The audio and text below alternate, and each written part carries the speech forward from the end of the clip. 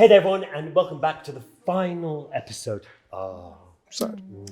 I know. But this one's going to be a doozer. It's the final part of Tales from the Trails, and there'll be loads of other stuff as well, right? Yes. But for the final part of Tales from the Trails, we decided to do something extra special for Sam and send him to a very dark place, or a dark cave. Rather him than me. Tom keeps teasing that we're going to be doing something I don't want to do. And what Tom doesn't realise is that if I don't want to do something, I'm not going to do it. I don't care if it's for TV or YouTube or anything, I'm not going to do it. What about if it's for my respect? I have no respect for you, Tom. What are you talking about? You want me to respect you? I don't care what you think. Blatantly. That's true, yeah. I look forward to everyday's activities. It's just my total view on life. Wow. I've never hated you more. You know me. Every day's an adventure. Oh, it's all part of the adventure. There was another thing we had. What was the other thing we said the other day? There was another phrase to go with it. It's all part of the adventure. Oh, Tom's a dick. No one likes Tom. Sam and Graham are always mean to Tom. Me. Oh, Sam and Graham are so hurtful. Oh, my feelings are hurt. Oh, they made me walk. Me. We don't need any motorbiking in this, No, this I don't thing care. at all. No. All we need is us not being mean to each other. Oh, sorry. It's mainly you and me being mean to Tom. Wow, this is gorgeous.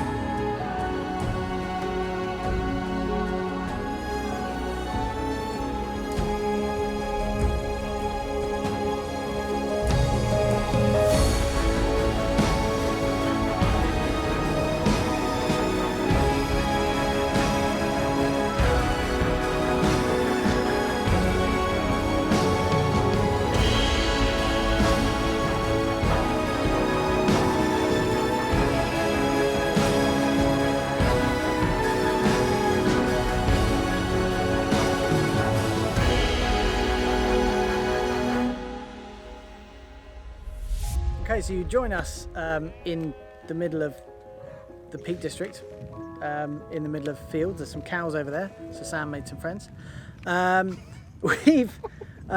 We've come here specifically to do something quite exciting, and it's quite exciting for me as well because there's a YouTuber I've followed for quite a while who does some caving, which Sam is so excited about, and she does loads of caving videos and does loads of other really exciting things. So to tell you what's going to happen now, I'm just going to hand you over to this.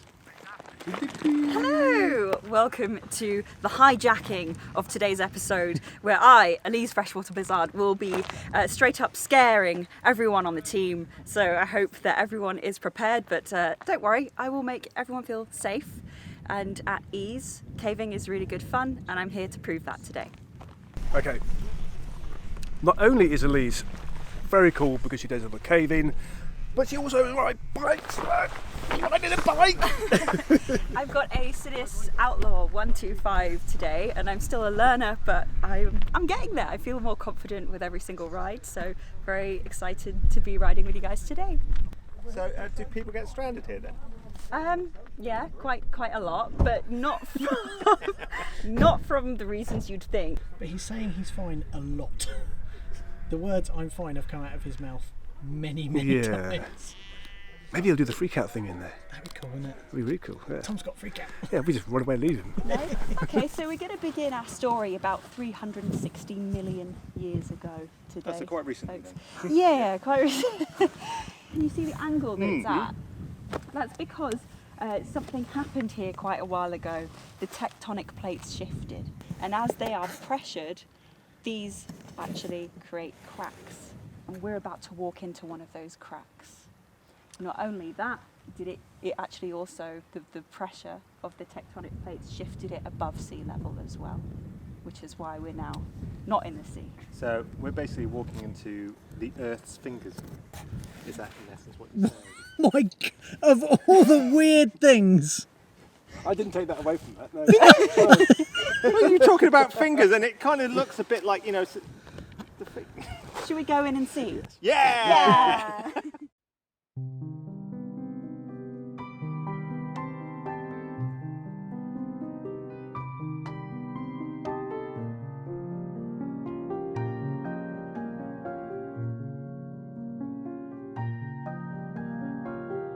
How are you guys finding it? I do have one issue. What? I have a hole in my welly. Did you not notice that? No, I wasn't worried about my wellies. I thought that, you know, when someone says wellies, it'd be awkward. See, those of us who were paying attention checked their equipment before they left and changed it for the alternative when they realised there was a hole in their boots. Which obviously you didn't do. No, that's my fault. Shame on you. Elise is standing there looking like a really tired teacher. Like, I can't believe I had to put up with this crap. It's probably primary school teacher as well. Yeah.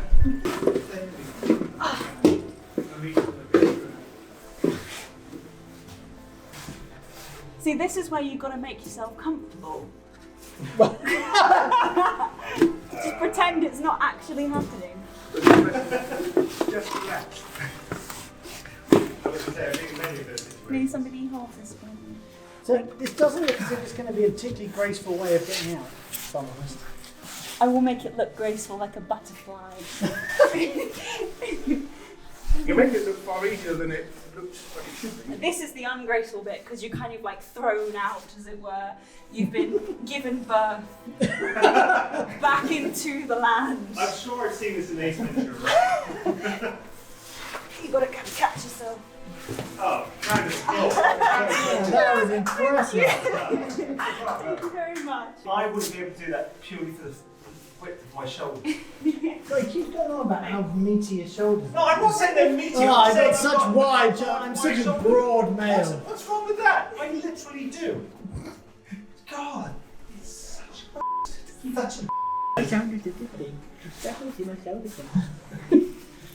I see you, Graham. It's not that dark. Okay. One thing I've noticed, we've run into quite a few guys in the cave, and all of them have kind of been very kind of like, oh, so have you been caving before? And do you find that you get a lot of guys assuming because you're a girl that you don't know what you're doing and things like that? Yeah, a lot of people presume that I don't go caving and I don't know what I'm doing, and it's been really tough in my career because I've got used to that so much that I can't see it, so that I tend to be very shy and quiet, and that I can't give my voice out. So, for instance, when I filmed with Tom Scott, I hate name dropping, but when I filmed with Tom Scott, I felt that I wasn't confident enough to say the things that I wanted or needed to say, because there were other cave guides with me, and I really needed them there and I really wanted them there, but I felt shy and quiet because I'm so used to people thinking that I'm not good enough. Yeah, that's tough. When people see me as somebody who likes wearing makeup and somebody that is a woman, they see me as someone who must not know what they're doing in these situations. And I'll be the first to put my hand up and say, I don't know everything I'm doing. Of course, no one can be an expert in anything, but I'm trying my hardest to prove those stereotypes wrong and be the best I can be to show other women that they can be just as good, even better. Do you like? Yeah. Thank you. Are we allowed to swear? Yeah. We are? Right. I would have sworn so much. Tom just beeped it out. There's normally lots of beeping. Okay, so I'm gonna make my way in first. Yes. There is quite a big drop on the left-hand side that I need you guys to be aware of. So now we're gonna be going through some smaller spaces with you guys. So if you're feeling raring and ready to go, if you want to go first, then go for it. I was born ready. Sounds born ready, so. It's good. How are you feeling, Graham? I'm alright. Yeah. Yeah. Is it belly crawl in there, or is it knees and heart? Knees and elbows? Knees at the moment, yeah. I don't think it goes to belly crawling at all. Yeah, this is pretty narrow. What year is it? Damn you! Damn you all to hell! The landscape's changed around us. Is that really the exit video you want from Yes. the cave? Yes, I do. All right, well, there's me going for dramatic, and instead I get that.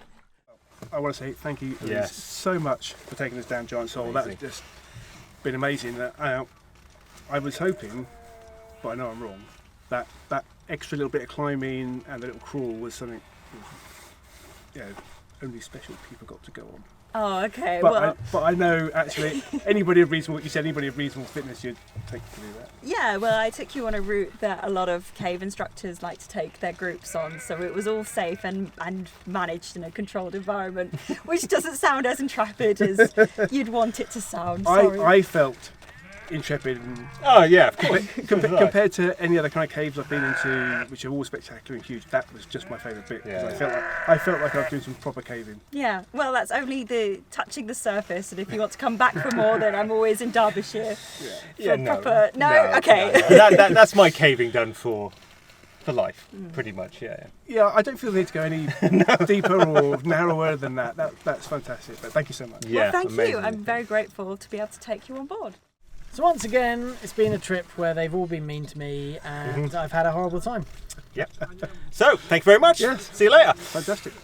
You said you wanted a quicker sound. I said I wanted it quick. Yeah. So actually, we were talking about it earlier about as we were riding about the bikes. We do have to say a little bit about the bikes. Yeah. And I think mine would be, if I take my adventure, my 1290 adventure, which is definitely an adventure bike that you can do some scratching and of course lots of off-road stuff.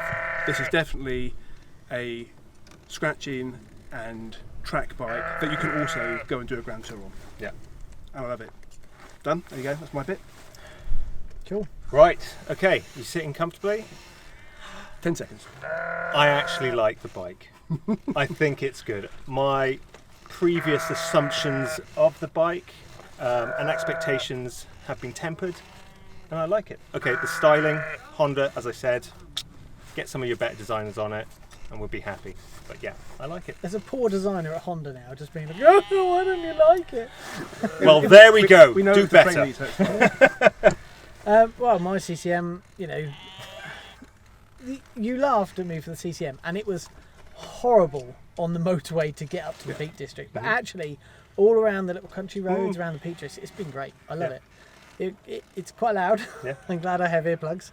But I've actually really enjoyed it. Okay, so the question is, are you going to enjoy the ride back now? The 4 hours ride back that we have. On the motorway? No. But I'll enjoy the bit until we get to the motorway. And then we could just go back through kind of the Wales country roads, and then I'll never have to get on the motorway. I'd rather spend 5 hours on nice roads having fun on the bike than 4 hours on the motorway. But the question is, do I want to spend 5 hours with you? I don't bother. Go, I'm done. I'm done. Right then. So, Lovely. So this is the end of Tales from the Trails. Tom's already gone. yep. And although less trails this time, Yeah, a bit yeah. more tarmac, but we have been on the trail. And we walked a trail yesterday. Yeah, exactly. And we've had who was the other bloke? I can't remember. No. I can't remember. I think we left him somewhere, Yeah. didn't we? Yeah, Fantastic. But yeah. It's been great to see you, buddy. Oh, come here. Right then. Well, next one.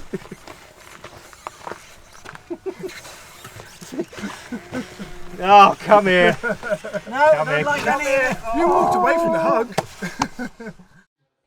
Right, I gotta admit, unless you chucked a Trident 660 or Tom Hardy down in that cave, you would not get me in there at all. It just looked scary as hell. I beg to differ. I genuinely love to do that. And how cool is Elise? Did you know that she's actually produced 2 poetry books about caving? Really? I did not, but I do know she has her own YouTube channel, so if you are interested in caving or just generally interested in videos, do be sure to check it out. But now it's time for the boys to do 10 in 10. So welcome to 10 and 10. We've got another fantastic guest, so we're going to get straight into it. So, who are you and where do you come from? I am Bruce Smart, also known as Teapot One across the socials and YouTube. I am an ex-police officer, ex-round the world adventurer, ex-TV sort of presenter, and now I just do videos on YouTube and social media, create content based predominantly around travel and motorbikes. This is the uncomfortable silence, isn't it? Could tell you loads more interesting things, but I haven't got any. I basically spend my life in front of a computer editing and occasionally get out on a motorbike. It's still going. This is really awkward. And I do podcasts. I've got a podcast, Brew Time Podcast. Check it out. Please go beep. God, this is awkward, isn't it? I promise you the videos are better than this. What else do I do? For that. How did you get into motorcycles? I'd always wanted to ride a bike, but I was quite late to it. I think I was about 2008, so I was 32 when I started riding. Always wanted to do it. My mum and dad were pretty anti-bike at the time. Then my mum, sadly, was losing a battle against cancer. I was moaning one time, having watched Long Way Round on the TV, and she said, don't get to my stage where you regret what you've not done in life. Look after those that you love, but live your life. And it really struck a chord. I booked my direct access there and then, and I had this dream about riding around the world, and the day I passed my test, I went and saw my mum in hospice, and she made me promise that I would do the trip. 5 days later, she lost her battle. So that was it. I was basically just passed my test, and I was going to head off around the world. And I've been on a hell of an adventure ever since. So live your life, people. Well, this is the awkward bit as well. Favourite bike and why?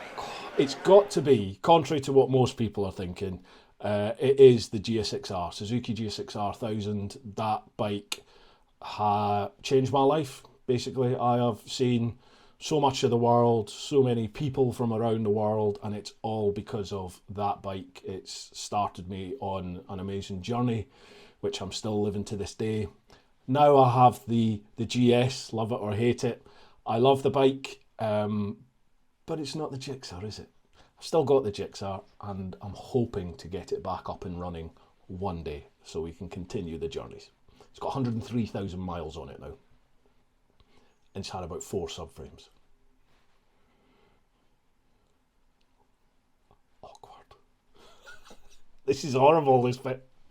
KTM's are pretty damn good. If you want a maniac bike, get KTM. Awesome. Nothing beats them for... What is your favourite place to ride and why? Oh, God. I think for me it's got to be Spain. I love the mountains in Spain. I love the lifestyle over there, the people.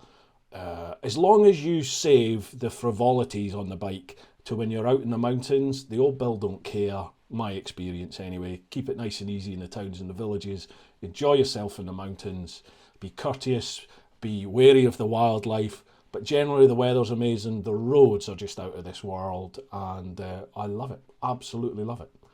Got a few other favourites. Canaries, if you've never been, is awesome. Much tighter, more Nadgery roads than mainland Spain, but it's brilliant. And where else? Scotland, the UK's got some gems. Wales and Scotland are fantastic. Some of the lakes, they're brilliant.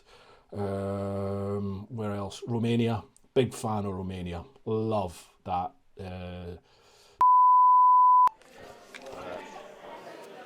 Best moment on a motorbike? Wow. Best moment. I think it would be probably it would have to be on the world trip, I think, just because of what it was. But I was going through Laos on the Gixxer, and I picked a road which none of the sat navs would let me go down, but I saw it on Google Maps and thought that looks fun. Well, the reason they wouldn't let me go on it was because they hadn't built the road yet. So I spent about 2 days dragging the Gixxer across mud and rock and sand and water crossings, up and over rock falls. It was incredibly hard, but it's probably the most memorable point ever I think I've spent on a bike. And when I finished that, when I got through it, it was just such a buzz. It was such a great feeling. It's everything that I thought adventure travel would be. Just studios. What's been your worst moment on a motorbike? Again, the world trip. There's been not many worst, like, bad memories from being on a bike, but when I had a little bit of an issue going through Mauritania and West Africa, I ended up having to come back to the UK for a while, and I wasn't sure if that was the end of the world trip or not. But at that point, that's probably the lowest I ever felt, was because I felt like I'd let my mum down, I'd let my missus, my son, all my friends and family, everyone that was following the trip, I thought I'd let everybody down, and I thought that was the end of the dream. But I was very fortunate. I had a sponsor approach who made it possible for me to go again. Delta Energy Services, thank you very much. Got to give them a plug. And I got the option to go again. And yeah, I was finishing that by hook or by crook that time. So yeah, I think... Oh, perfect. Who are your heroes and influences? Now, I'm gutted because I'm not part of the show this year and Charley Boorman's come on board. And Charley, you are genuinely someone I've always wanted to meet, and I've wanted to shake you by the hand, because if it wasn't for you and Ewan, I probably never would have realised that this, certainly not at that stage, because it just wasn't big, the whole, touring on a motorbike around the world. It wasn't something that felt achievable, attainable for mere mortals. And watching you guys go and do it, it really lit a fire, and that fire's been with me ever since. So definitely Charley, thank you very much. Rossi, would love to meet Rossi just because it's him, he's a legend. Cool. Who else? Billy Connolly, I'd love to meet Billy Connolly. I'd love to just sit and have a chat with him. I do like to blether, so it would be nice to meet Billy. What do you do when you're not on a motorbike? Edit. I sit in front of a computer and I edit most of the time. I'm trying to have a bit of a work-life balance, which is hard. I'm sure our producer Tom will attend to this. When you're self-employed, it is very hard to try and keep that work-life balance going. So if I'm not editing and I'm not out on the bike, then I try and spend some time with my missus, walk my dog, see my mates, just enjoy life, really. I like a beer, I like being social. So yeah, I just like to spend time with people I want to spend time with. And experience new things. Travel. I answered that too quick. This is really awkward. I should have had a timer up in the corner. Talk amongst yourselves. Oh, come on, go beep. So, what's next for you? Next, I've got lots of things I still want to do. There's a German guy, Mark Travels. He's got a YouTube channel. He's beat me to it. I always wanted to try and ride around the world on an electric bike. He's doing it as we speak, so make sure you check his channel out. It's awesome. I still want to do more travel. I want to get back and finish Africa if I can. I've got this yearning to go to India on the bike. So I'd love to do that. I would love to do a lot of the stands. I would love to do Mongolia. I would love to ride to the very top of the Americas and Dead Horse up in Alaska, and I'd love to ride right down to the very bottom, Ushuaia. There are two things I never managed to do on my trip, so I would love to go back and do that if possible. What bike would I do it on? I think I might have to bring a sports bike back into the equation. I'm yawning now. Why did you dump us and not do season 2? Yeah, Bruce. Yeah, Bruce. Yeah. Because they all bullied me and made me leave, especially that Christie one. She's horrible. I had big plans for this year. I had plans to be away in America for a while and also in India. So I just didn't think I was going to have the time, perfectly honest. The way things worked out, the tax man gave me a massive bill, and that curtailed any plans to do big travel, so I didn't end up doing it.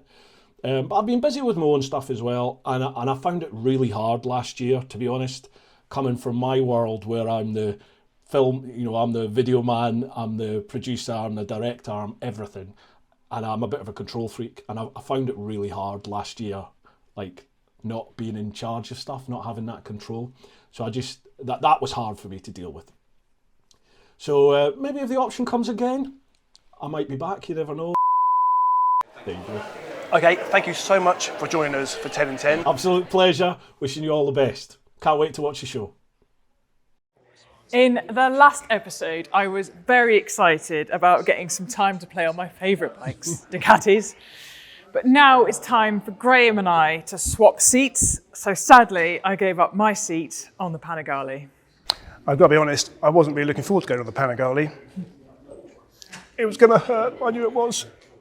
In terms of the types of riders we are, you probably couldn't get any more different. We are a little bit different. Yes, Yeah. yes. I like my adventure bikes, I like my riding quite simple, not too fast. I'm not really happy unless I'm scraping knee sliders on the floor. Exactly. So to find two bikes for us to go out and ride together, that actually maybe we could also, that would meet our kind of needs, Yep. but maybe we could swap and actually see what it's like riding each other's style of bikes. Absolutely. There was kind of only really one choice. Right, time for swaps. Let's do it. Good luck, G. Yeah, but look at it though. Look at it. I want to look at that in my rearview mirror. So it's better. You know what? It's better looking at it than being on it when you're not on the track. Yeah.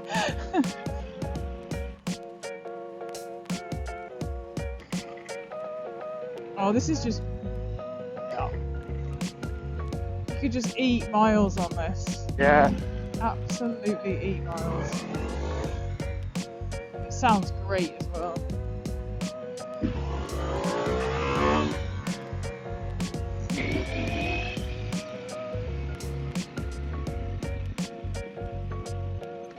Round we go.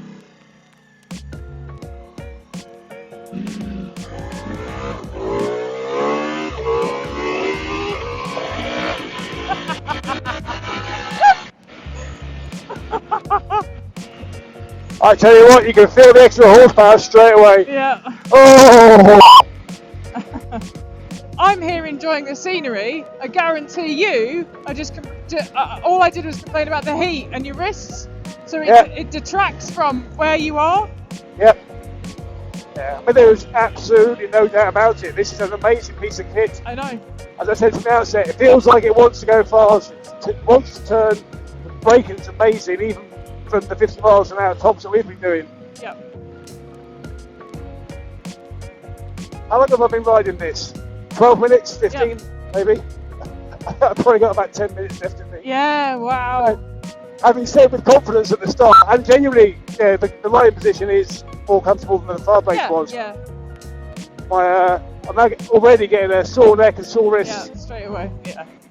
But we've got the worst roads. Like for that, it's like apart from that straight around the back of the dam.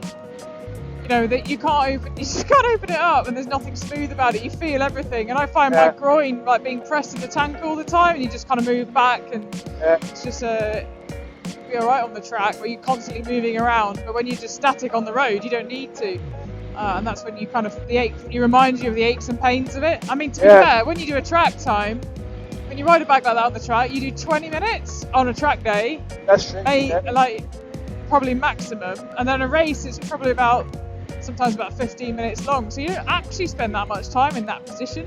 Oh, okay. I didn't realise that the races were that short. But that's unless you do endurance, that's obviously different. Yeah. Or the Isle of Man, that's a much longer period of time on that bike. But you're so dynamic on it, it's a workout, but you're not complaining because you're sore, you're complaining, you're enjoying it because you're riding. Right, we're back at Ducati Nottingham after a very, very, very hot and still very sweaty day. Yes, now we posed a question right at the start of the day about having V4 engine in two completely different bikes. Yeah. So hang on, you go first. What's your view on those two engines in the two different bikes? I can't believe they're so different. I can't believe it's the same core, I think, fundamental internal geometry. We toyed around with the idea there's probably some gearing differences there. But how they've adapted that V4 to do what makes the Strada an absolute kind of weapon in disguise, but manageable. Yet when you want to send it on the Panigale, it just obliterates the speed limits and you're just gone.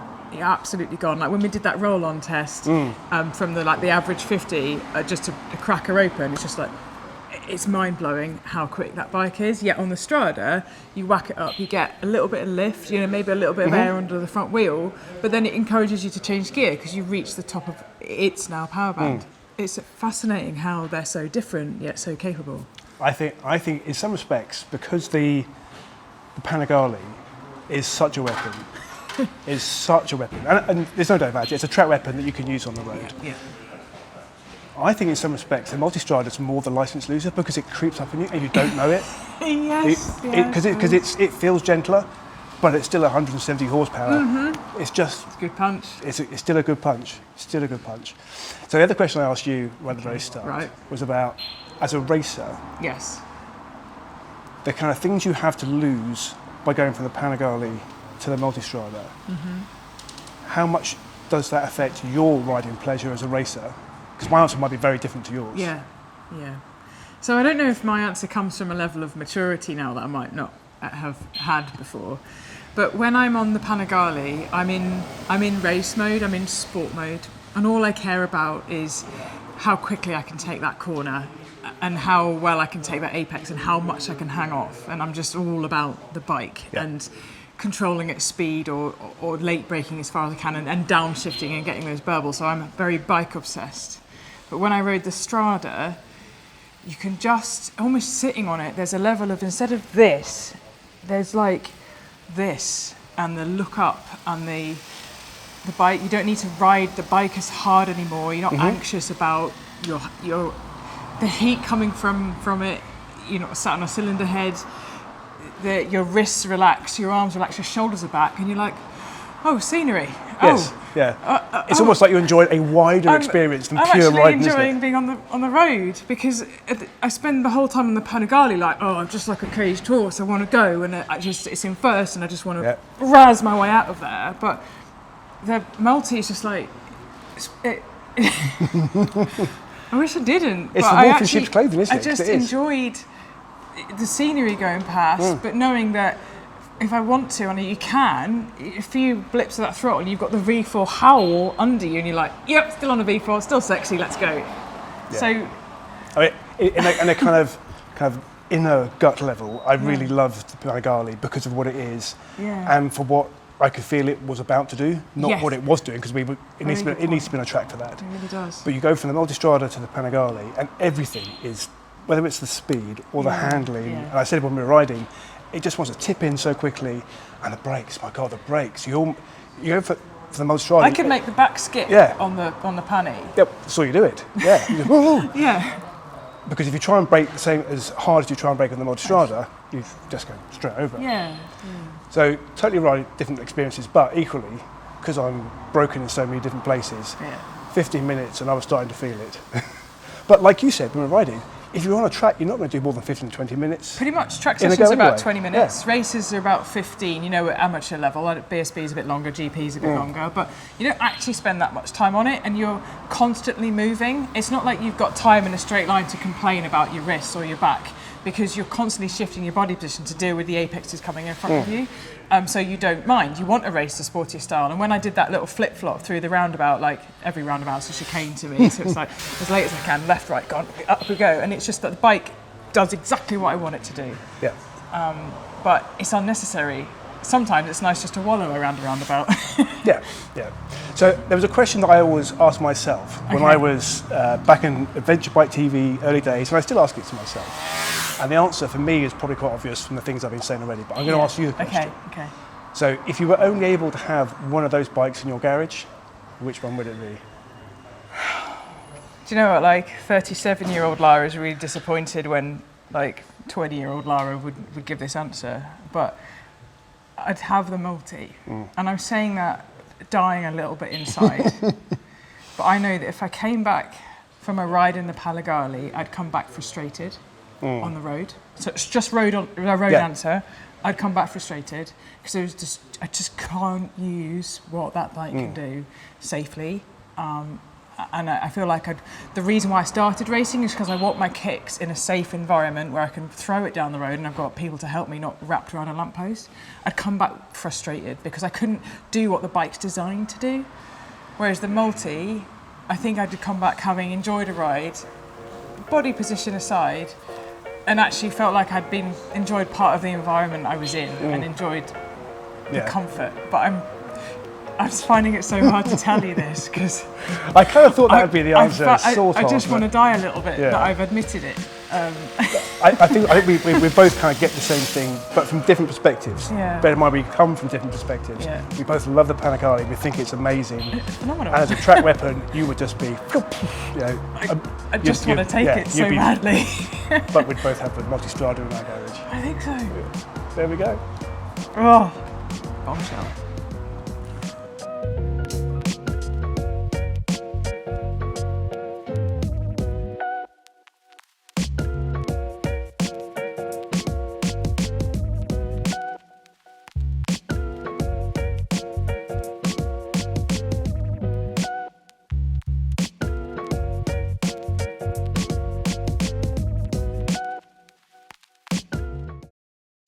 Beautiful bike. And now it's time for the Motorcycle Olympics final.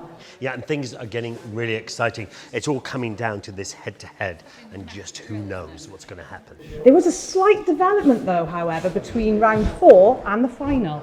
Take a look. Right, so as it turns out, in the last trial that we did, I actually hurt myself pretty bad. My hand, I can't apply pressure to it, and just riding on up here now, as soon as I apply pressure, it went numb and it went twang. So, common sense says not to ride while you're like this. So I'm going to sit this one out, but I will be judicating somehow, I think. Well, it's the final, and we all got to choose our bikes depending on who got the least points, and luckily I got the least points, so I'm on this. I'm not sure if I've chosen the right bike because it's quite big, and it's a little sort of slalom circuit against each other, so I'm not sure if I've chosen the right bikes. I think you two have got some very nice bikes. We've got one person down, so that's such a shame, but if you're not crashing, you're not trying. So this is the final, so it's a slalom, and now it's turned into a race where it was going to be a timed thing, but now they want to run it 3 at a time to make it a little bit more interesting. It wasn't designed for 3, so there's going to be like wacky races, I reckon. So we're just going to have a look and see how it unfolds.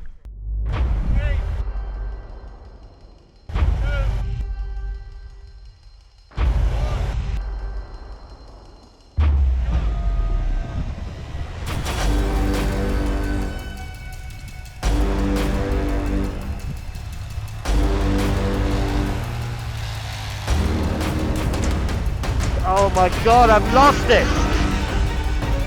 Can you believe it?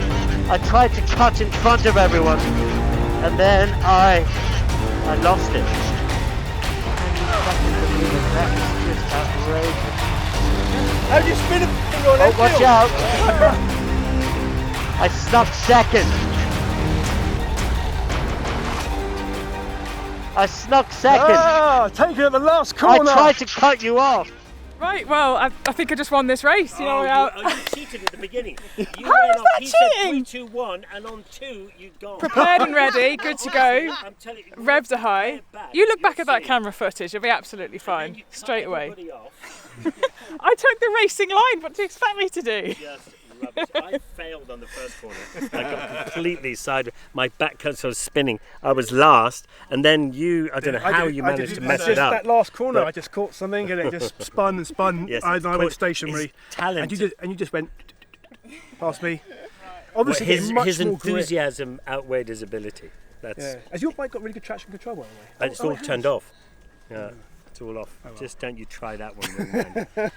Don't tell me. I should have had the glory, but technically, I think we all did really well. I think you've done incredibly well, considering that you've probably broken your pelvis, and so it's. We think she might have broken her arm. Yeah. Yes. Look at the lump on Done a little lump. I think full commitment.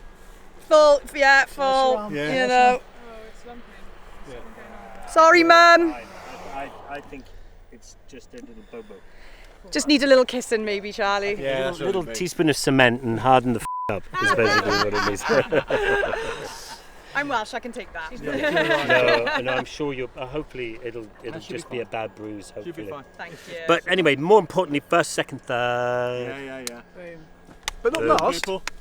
Third out of fourth is not last. Well done. Yeah. And Yeah, good job. on that really important note that's about the bike me to have. coming third, back to the studio. I want to race. It's so exciting. Not that you're at all competitive, Lara. Not an No, ounce of it. let's not forget that place where you were going, yes, I don't want the penalty. I'm absolutely fine with it. Absolutely fine. I was not okay with that. We know. We knew. Lara. Collapsed We spotted it. internally. I was so gutted. Isn't this So where we gutted. tell her that we let her win? No. She'll remove bodily parts if we do If I that. did a better start, it was a better start. Anyway, well, listen, we've had a fantastic time, but the fun hasn't quite stopped yet. So we're going to just run a few little mistakes and bloopers and bits and pieces. So have a look at this now.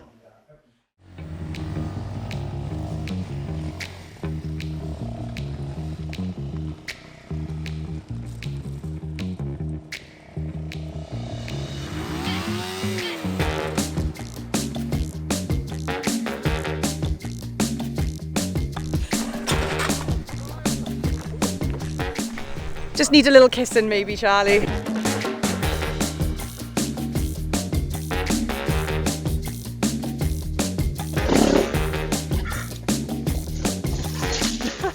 I tried.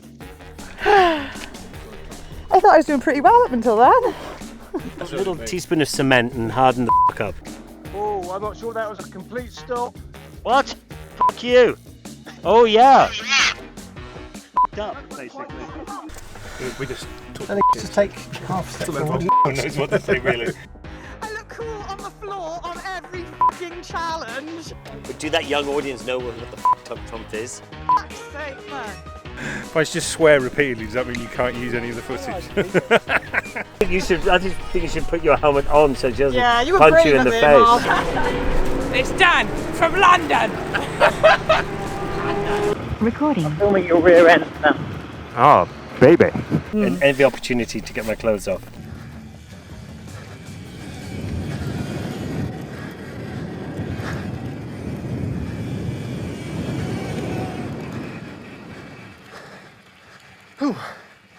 And the other thing is, you concentrate so hard, you forget to talk.